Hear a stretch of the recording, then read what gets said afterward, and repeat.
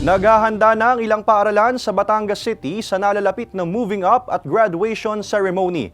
Para sa detalye, makakasama natin live si Paul Hernandez. Paul?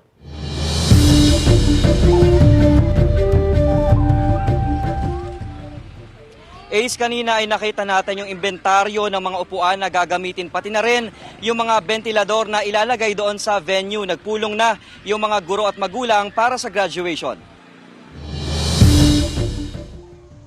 Nasa mga huling academic activities na ang mga estudyante ng Balete Integrated School ilang linggo bago ang end of school year. Nagkaroon na raw ng pulong ang mga guro at magulang para sa moving up at graduation ceremonies. Lugar at saka yung mga gagamitin paghahanda.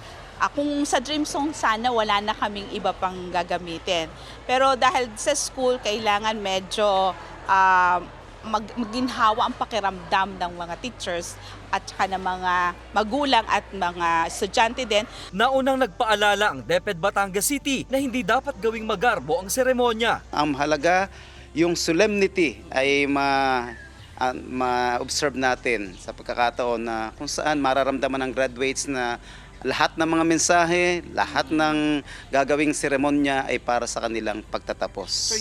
Dito sa Social Hall, isasagawa ang pagtatapos ng grade 10 at grade 12 students. May inventaryo na ng upuang gagamitin, pati mga electric fan ay install sa venue. Tinitiyak namang masasapatan ang kakulangan sa mga gagamitin sa graduation. Nakiusap kami doon sa maglalagay ng tent na kung maaari ay free na yung ilang mga piraso ng chairs. Halimbawa po ay 85 piraso ang kulang sa amin. So, pumayag naman ho yung maglalagay ng tent na kahit yung mga additional na chairs ay mabigyan nila.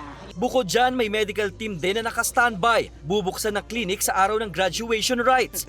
May first aid kit, wheelchair at oxygen kung may mangangailangan ng medical attention. May mga protocol ang school na sinusunod, lalo na when it comes to before referral or before discharging the students or the patient.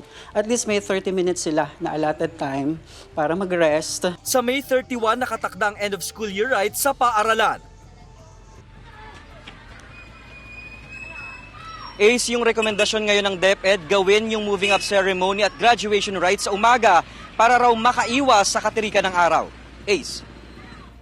Maraming salamat, Paul Hernandez.